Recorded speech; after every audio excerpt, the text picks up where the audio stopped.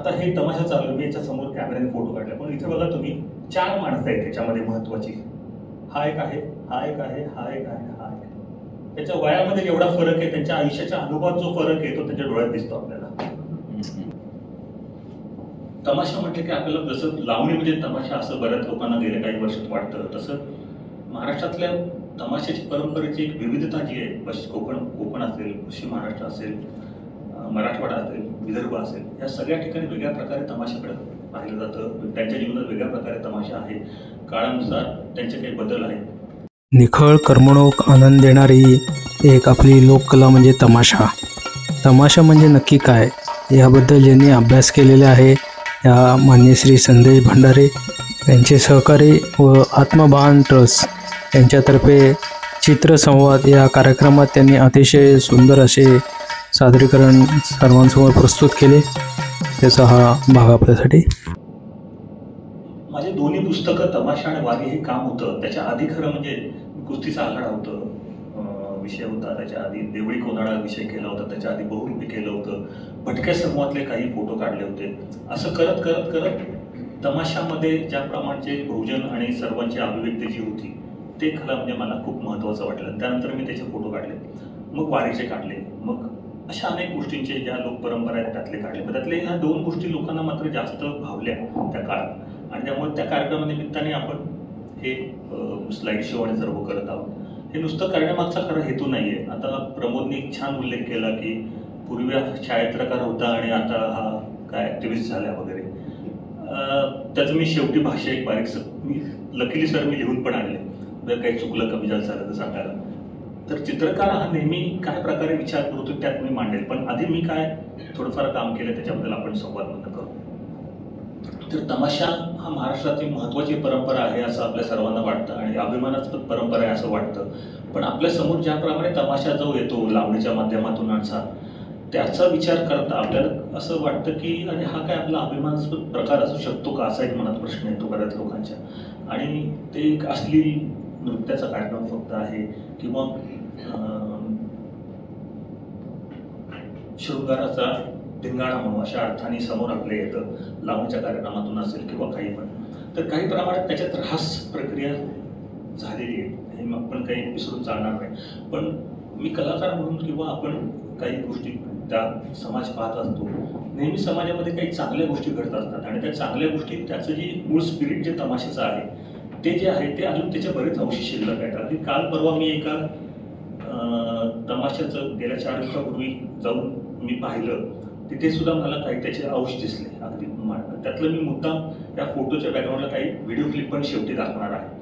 म्हणजे सामाजिक भाष्य करणे तमाशातलं हे जे महत्त्वाचं अंग आहे, जे 5 वर्षाच्या माणसापासून 80 वर्षाच्या माणसाला तो मनोरंजन करतो पासून अशा अनेक गोष्टी, आणि त्याच्याबरोबर प्रबोधनाचं एक काम करतो. आणि नुसतं कला जेव्हा असते तेव्हा असं म्हटलं जातं की ते फक्त कला म्हणून समोर जातं. जेव्हा जनतेसमोर ती जास्त लोकांना अपील जेव्हा होते तेव्हा त्याच्यात त्या काळातल्या संदर्भ त्यात आलेले असतात. ते कळत आलेले असतात, नकळत पण आलेले असतात. आणि नकळत आणि कळत याचं प्रमाण कमी जास्त असतं. प्रेक्षकांचं ज्याप्रमाणे रिस्पॉन्स असतो त्याप्रमाणे त्याचं असतं. तुम्ही बघा आता गेले काही दिवसापूर्वी मुंबईमध्ये कुणाल कामराचं एक मोठी क्लिप व्हायरल झाली होती आणि त्याचं स्टँडअप कॉमेडी. खरं म्हणजे त्यांनी जे काही गाण्यांमध्ये आधुनिक गाण्यांमध्ये जी शब्दरचना केली ती काय असेल, आणि आपण तमाशामध्ये अनेक कला प्रकारामध्ये पाहायला मिळते. ते काही नवीन याच्यातलं भाग नाही, फक्त तरी ह्या काळासंदर्भात ते भाष्य केलं. त्या काळाचं त्यांनी वास्तव मांडण्याचा प्रयत्न केला आणि जो असमानता आहे, जी कलाकाराची खरी ताकद आहे ती लोकांसमोर तो मांडतो. आणि हे जे काम आहे हे कलाकार नेहमी करत असतो. जो दृश्य माध्यमातला कलाकार करतो, सादर करणारे लोक करतात, जे थेट लोकांसमोर असतात, ते लोकांना थेट आपल्याला सामोरे जात असतात आणि ही त्यांची खरं ताकद असते.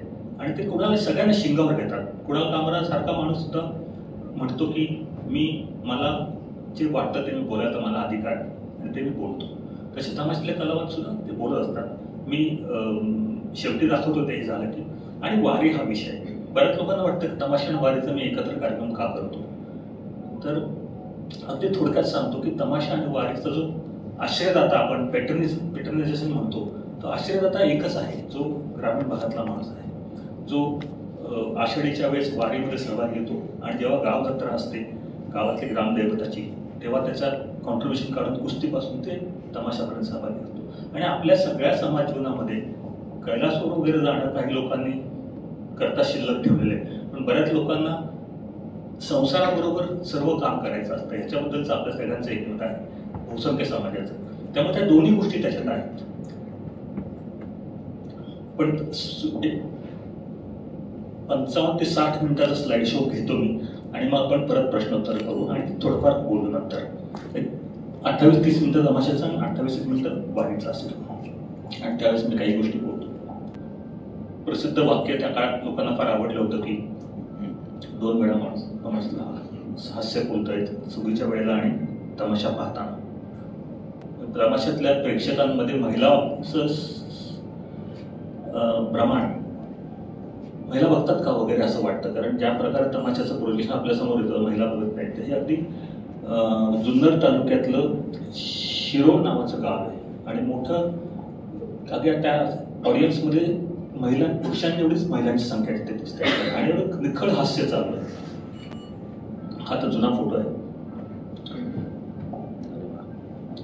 आपल्याला माहिती आहे की गणाने तमाशाची सुरुवात होते. गण हा जो आहे, हा गण म्हणजे गणपती नाही, गणाधीश. गण म्हणजे गणाधीश नाही, गणराज्याच्या संकल्पनेतलं गण अशा अर्थाने. आणि त्या गणाला वंदन करून त्या महिला तो तिकडे गण गृहीत धरून साडीनी पदराने करतायत. आणि हा सोंगाडा जो आहे महत्वाचं पात्र, तो सुद्धा इमिटेशन करून लोकांना हसवायचा प्रयत्न करतो. सोंगाड्याचा रोल तमाशात कसा महत्वाचा सांगायची गरज नाही, हा सर्वांना माहिती आहे. तो पुणे, सातारा, कोल्हापूर आणि नगरच्या काही भागामध्ये या चैत्र महिन्याबद्दल असं एकही गाव नसतं की जिकडे ग्रामदैवतेची जत्रा नसते. त्या ठिकाणी तमाशा आणि कुस्तीचा आखाडा हा एक महत्वाचा दिवसभराचा इव्हेंट असतो आणि जवळजवळ वर्गणीतली निम्मी रक्कम तमाशावर खर्च केली, निम्मी रक्कम कुस्तीवर आखाड्यावर खर्च होते. आणि मग बैलगाडीच्या शर्यती असतील, अनेक पाठाचे कार्यक्रम असतील. त्या अर्थाने मग हा एक गणपत टोपणे नावाचा सांगलीतला माणूस जो आहे तो ह्याच्याकडे अशा अर्थाने तमाशात पुण्यात काय स्थान आहे ते सांगतोय आपल्याला. एका बाजूला रात्री छबिना म्हणजे जी ग्रामदैवताची पालखी निघाली आणि दुसऱ्या बाजूला तमाशाच्या फडासमोर प्रेक्षक तमाशाची वाट कधी 11-12 वाजता सुरू व्हायची वाट बघताय. मग तुम्ही फोटो पाहिला महिलांचा ऑडियन्सचा, हा अख्खं कुटुंब तमाशा बघायला येऊन बसलेला आहे. हा जुना फोटो होता. तमाशा म्हटलं की आपल्याला जसं लावणी म्हणजे तमाशा असं बऱ्याच लोकांना गेल्या काही वर्षात वाटतं, तसं महाराष्ट्रातल्या तमाशाची परंपरेची एक विविधता जी आहे, कोकण असेल, पश्चिम महाराष्ट्र असेल, मराठवाडा असेल, विदर्भ असेल, या सगळ्या ठिकाणी वेगळ्या प्रकारे तमाशाकडे पाहिलं जातं. त्यांच्या जीवनात वेगळ्या प्रकारे तमाशा आहे. काळानुसार त्यांचे काही बदल आहेत. हा कनातीतला तमाशा म्हणून, कनात शब्द आपल्याला माहिती आहे फारसी शब्द आहे, म्हणजे त्याच्या बाजूला जे हे बांधलेलं आहे कापड म्हणजे कनात आहे आणि त्या कनातेच्या आत सगळं तमाशाचा कार्यक्रम होतो. हे आळंदी गावामध्ये हा तमाशा चालू आहे. मुद्दाम उल्लेख करतो त्याचे संदर्भ पुढे येतीलच. आळंदी गाव असेल, पैठण असेल, पंढरपूर असेल, तिकडे यात्रा जत्रेच्या काळात 7-8 तमाशे तिथे असतात. वेगळ्या प्रकारचे पडदे वापरले जातात. हे पडद्यांचं म्हणजे आधुनिक मराठी थिएटरचा प्रभाव सुद्धा त्यावर आहे, त्याचं निदर्शक आपण समजू शकतो. हे वाक्य तो कलाकार अगदी मनापासून बोलला. याचं कारण म्हणजे त्याचा संदर्भ असा येतो की त्यातल्या महिलांकडे ज्या दृष्टीने पाहिलं तर पैशाने त्यांना विकत घेता येतं, त्याला काउंटर म्हणून हे वाक्य आहे की आम्ही संगीतकारी नाहीये तमाशा, जो फडा तमाशा आहे. अगदी कुस्तीचा आखाडा आणि तमाशाचं हजेरी म्हणू आपण. हजेरी म्हणजे दिवसा होतो तमाशा. आपल्याला माहिती आहे की मगाशी ग्रामदैवताचा बराच उल्लेख केला होता. आपल्याकडे तमाशा होतोच का आणि लोक का बोलवतात ह्याचं जर आपण थोडंसं 2-4 वाक्यात सांगायचा प्रयत्न करतो. आपल्याकडे ग्रामीण भागामध्ये अनेक गावांमध्ये असे दगडाला शेंदूर फासलेल्या अनेक गोष्टी आपल्याला दिसतात.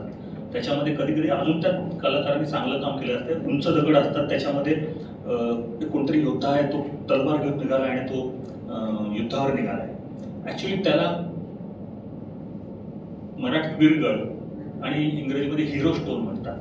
तर हिरो स्टोन ही संकल्पना जगभर सगळ्यांना माहिती. म्हणजे त्या गावामध्ये, त्या परिसरामध्ये हिरो सारखं काम ज्या लोकांनी केले त्यांच्या स्मृती करता तो दगड लावलेला असतो आणि त्याला शेंदूर फासलेला असतो. त्याला त्याचं चित्रात स्वरूप असतं आणि त्याची वार्षिक उत्सव केला जातो. आणि त्या ठिकाणी शौर्य गीतं म्हणजे पोवाडे, शूरगीतं गाण्याची परंपरा आणि तिथेच हळूहळू हळूहळू तमाशातला पोवाडा असेल, शूरगीतं असतील आणि त्याच्याच कधी कधी काही ठिकाणी ग्रामदैवत झाली. त्या ग्रामदैवतांच्या मग वार्षिक पूजा व्हायला लागली. दिवाळी असो नाही तर होळी असो, याच्याशी तो दिवस महत्वाचा असतो. कुठल्याही गावातले ग्रामीण लोक सोडून गेले तर मग बरेच लोक ग्रामीण भागात आलेले आहेत, तर ते त्या वर्षी मात्र आपल्या गावाला आवर्जून हजर राहतात. अशा परंपरेतनं ते मग त्या ठिकाणी शाहिरांची हजेरी असते, शूरगीतं गाणाऱ्यांची, आणि त्याचं तमाशाचं आधुनिक स्वरूप तिथे आहे. त्यामुळे तमाशाला बोलवणे आपल्या गावात हे एक रिच्युअलचा भाग झाला आणि त्या तमाशांना पण त्यामुळे मोठा आधार आहे. तमाशा परंपरा बतावणी नावाचा एक त्यातला प्रकार आहे आणि ते बतावणी सुरू आहे असं समजू, असं हे मोठा ऑडियन्स आहे. बघा तुम्ही,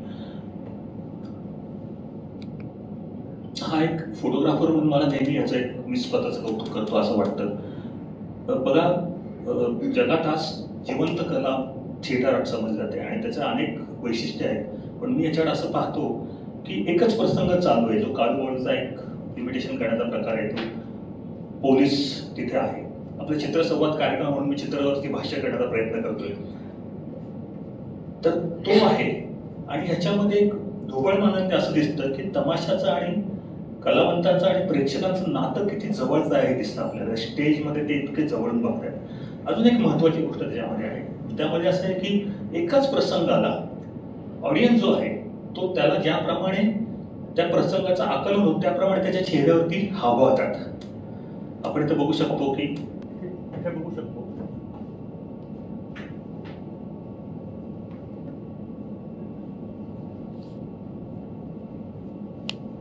म्हणजे 2-3 भाव तर आपल्याला दिसतात आणि त्या 2-3 भावाचा अर्थच हा आहे की त्या प्रसंगाला तो ऑडियन्स त्याच्या समज असण्याप्रमाणे सामोरं जातो आणि मग त्याच्यातनं कमी जास्त प्रकारे त्याचे हावभाव होतात.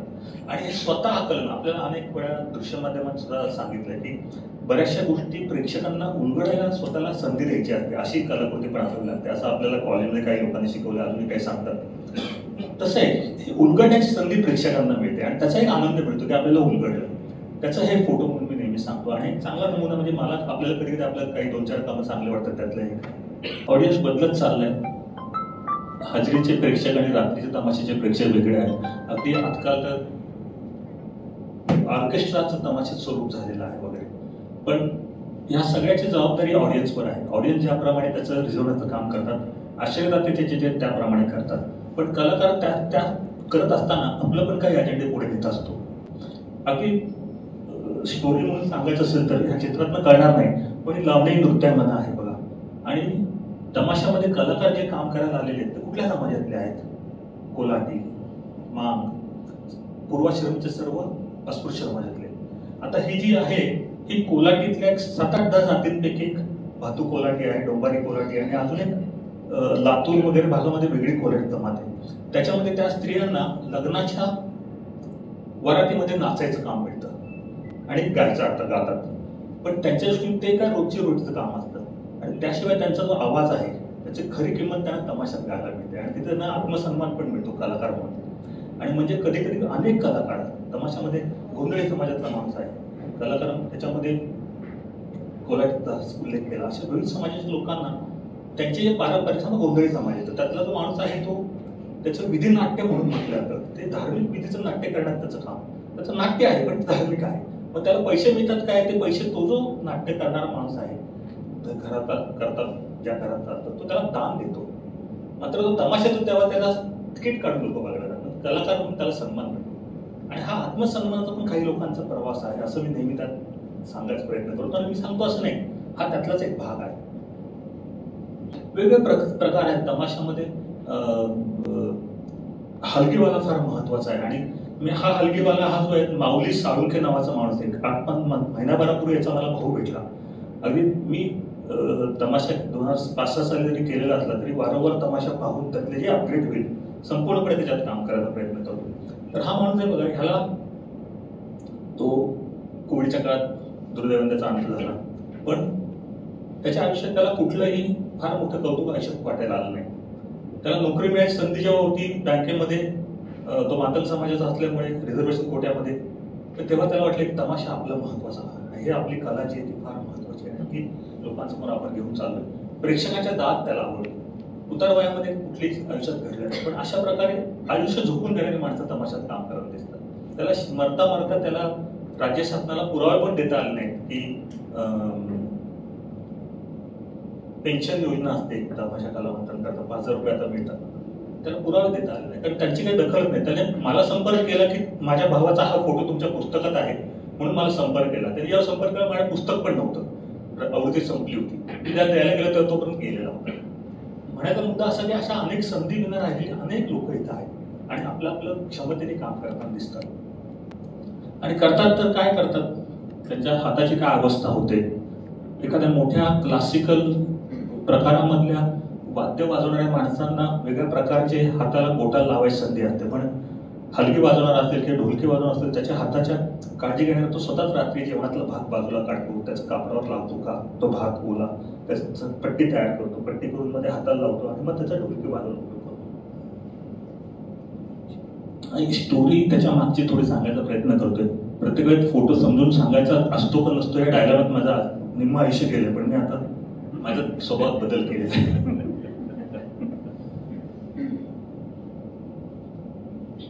जेवण हे नुसतं बघण्याचीच गोष्ट आहे खरं म्हणजे काय, आम्ही पाहून पाहून शिकतो असं माझ्या कानावर आणि लोकपरंपरेमध्येच असं आहे. त्यामुळे ही जी लहान मुलगी आहे ती तिची आई किंवा तिची मावशी जी आहे तिचं नृत्य पाहते असा एक मला छान फोटो मिळाला त्यावेळेस. तेव्हा मी त्यानंतर मग आई आणि मुलगांचं नातं असणारे काही 4-5 फोटो दाखवतो. त्यानंतर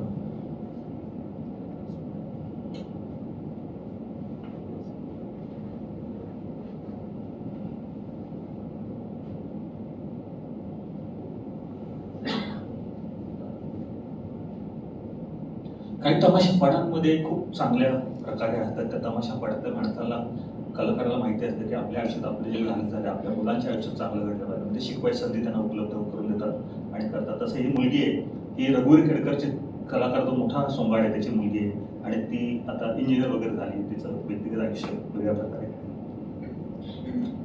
त्याची प्रवासी सायकल दिसत राहते, रात्री तमाशा, सकाळची हजेरी, मग दुसऱ्या गावाला पोहोचायला 12-1-2 वाजतात. ते उन्हाचं आहे, ट्रकचं सगळं वाहतूक आणि त्यांचा दिवस उशिरा सुरू होणं.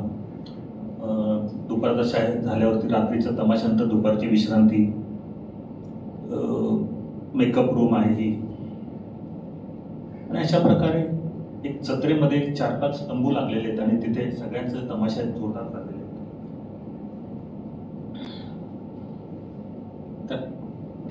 गण गवळण, रंगबाजी आणि फार्स आणि वगनाट्य असं आहे. तर वगनाट्यांचे काही मी चित्र तुम्हाला दाखवतो विषयांचे.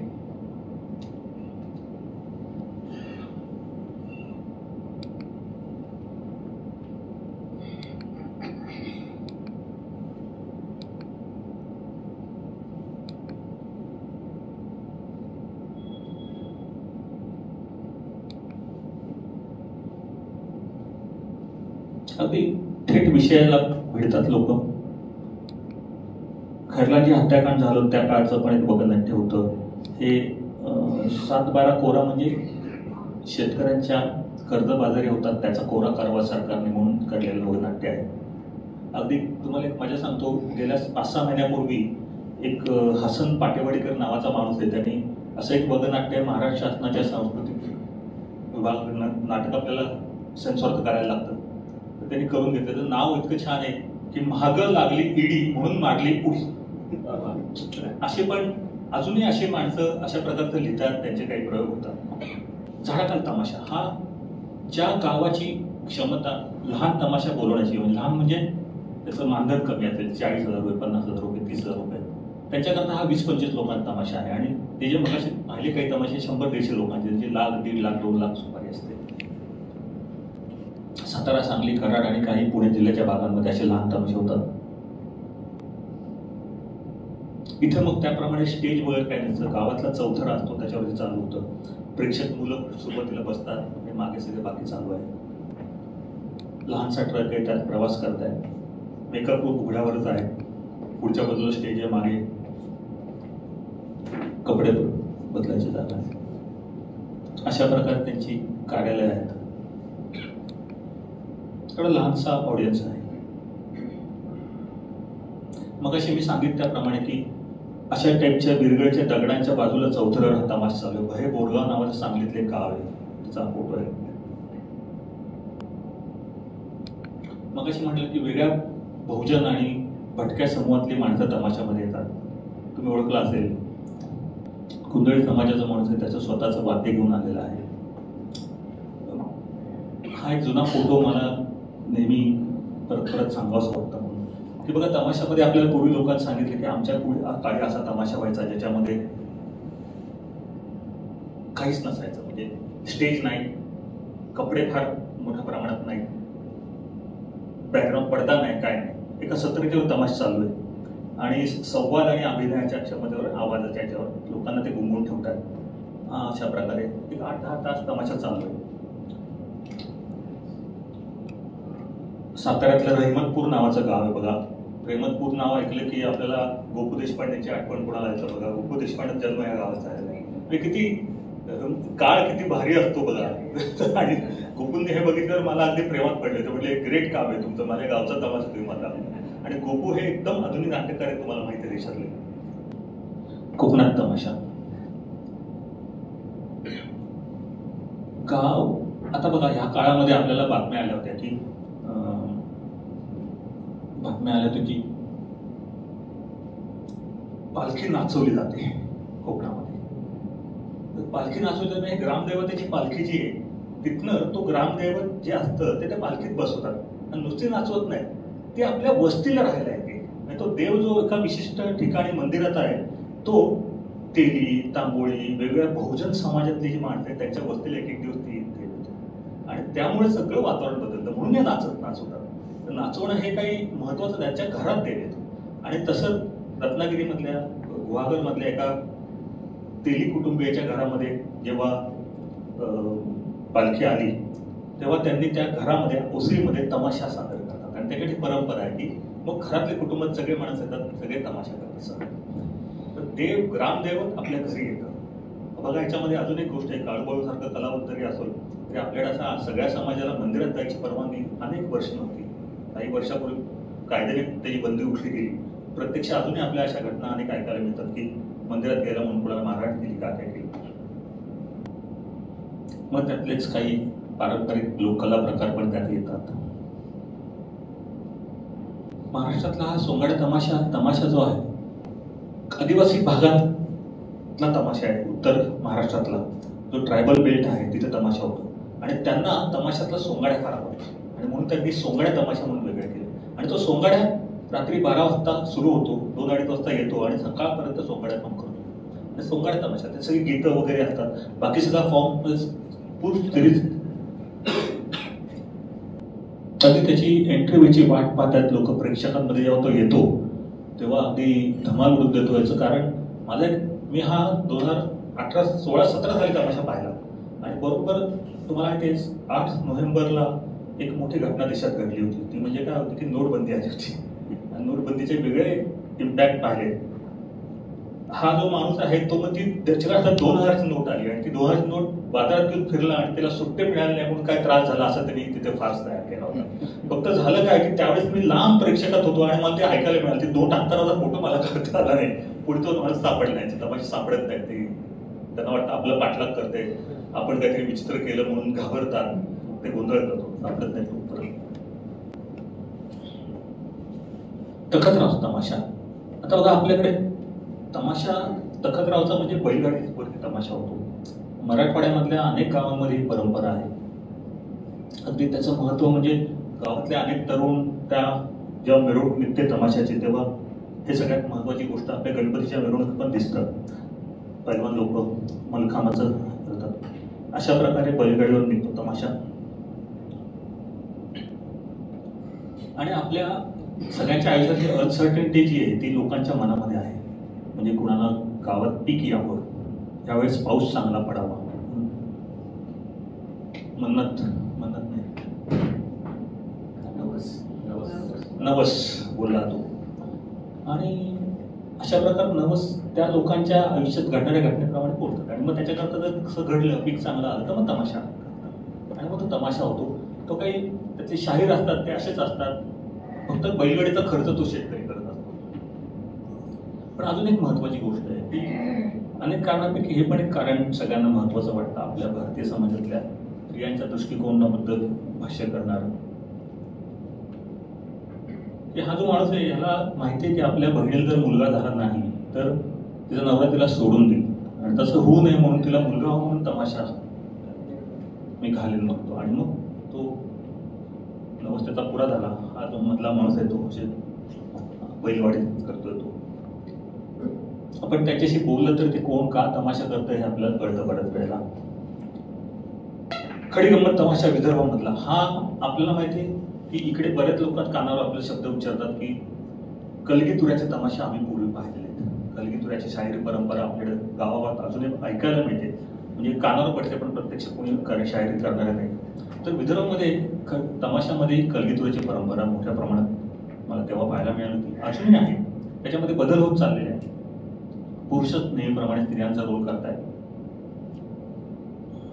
हे मात्र अजूनही मला दिसतंय की बघा आता टीव्ही 20 वर्षापूर्वी टीव्हीचा ऑडियन्स मोठ्या प्रमाणात होता. आता नुकताच एक सर्वे आलाय टीव्हीचा ऑडियन्स कमी झाला. टीव्हीचा म्हणजे टीव्ही चॅनलचा, पण टीव्हीवर दिसणाऱ्या गोष्टीचा ऑडियन्स आहे तो वेगळ्या माध्यमात युट्यूबच्या माध्यमातून आहे. ऑडियन्स बदलत जातो, पण प्रेक्षक आज मी अजूनही तमाशाच्या गावांना फिरतो त्यांना त्यांच्या गावात जिवंत कला बघायला मिळते म्हणून लोक येतात. हे मात्र तेवढंच टिकर आहे. कमी जास्त प्रमाणात त्याच्या दर्जाची चर्चा होऊ शकते, पण ऑडियन्स आहे तिथे.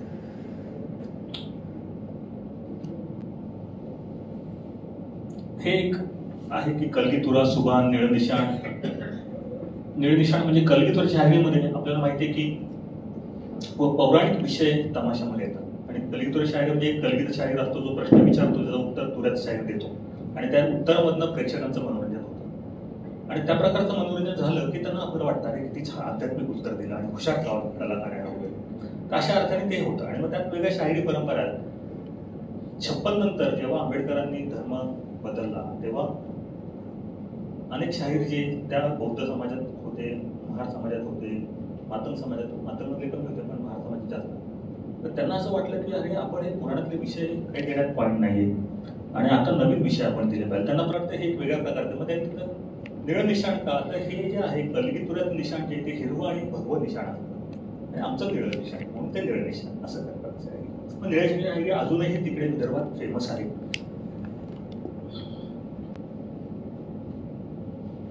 विदर्भातल्या तमाशामध्ये बघा हे गरीबा शाहीर म्हणून आहे. गरीब नाव, शाहिराचं नाव पण छान आहे, गरीबा, गरीब माणूस आहे.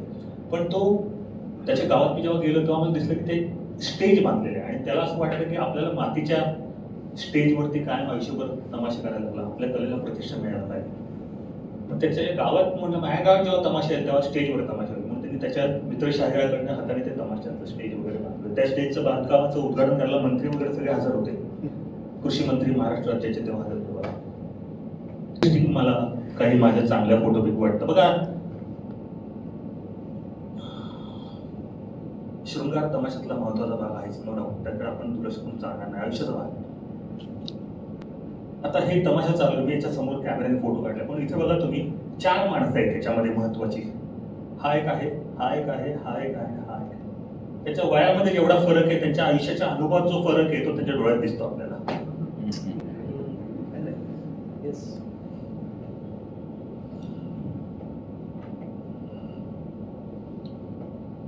शेवट 30 मिनिटं झाले, हे संपवतो आता. मी जेव्हा तमाशाचं विदर्भातलं 20 साली 2 साली कव्हर 3 साली केलं होतं तेव्हा त्या तमाशात आमच्या महिला कोणीच असणार नाही असं तेव्हा सगळे शाहीर म्हणायचे. आणि 18-19 साली पुन्हा एकदा रिव्हिजिट तमाशाच्या अंतर्गत फिरलो तेव्हा ते 5 महिला तमाशा शाहीर म्हणून म्हणतात. आणि शाहीर म्हणजे तमाशात शाहीर स्त्री शाहीर असते जी महत्वाची असते. आता कलगीतुरा म्हणजे आपल्याला माहिती आहे की शंकर आणि पार्वती, स्त्री आणि पुरुष हा झगडा आहे त्याच्यामध्ये खरा म्हणजे. आणि आता ही स्त्री शाहीर स्त्रीची बाजू मांडणार असं मला प्रश्न पडला. आणि मग कसं काय होणार, कारण यापूर्वी पुरुषच स्त्रीची बाजू मांडायत आपल्या झगड्याच्या अंतर्गत. तर मी पहिल्याच दिवशी जेव्हा त्या कार्यक्रमाला गेलो तेव्हा त्याचा एका झटक्यात उलगडा, कारण काय तमाशा सुरू झाला सकाळी 11 वाजता. 12-12:30 त्या हिचा जो स्पर्धक शाहीर होता दुसऱ्या शाहिरी परंपरेतला, त्यांनी सांगितलं की तू किती शिकलीस, तू किती मोठी झालीस आणि काही पैसे कमवले तरी तुझा पुरुषाशिवाय तुझा अपूर्ण आहेस. तर प्रश्न एकदम बरोबर आहे. असं कोणाला वाटेल प्रेक्षकांना समोर 3-4 हजार ऑडियन्स आहे, सगळा मजूर वर्गातला. पण ही बाई तरुण 22-24 वर्षाची, हुशार, 12वी वगैरे झालेली, ग्रॅज्युएट शिकणारी, तिने सगळ्याचे रेफरन्स देऊन त्याला डिस्कार्ड करून तिच्या गाण्यामध्ये तिला एवढंच सांगितलं की तू असं काही म्हण, तुझा दृष्टिकोन बदलेल तेव्हा बदलेल, पण आज मी आधुनिक विज्ञान जगातली स्त्री आहे आणि मला स्वतःच्या पोटामध्ये बाळ निर्माण करायला पण पुरुषाची गरज नाही, विज्ञानाने मला सांगितलं.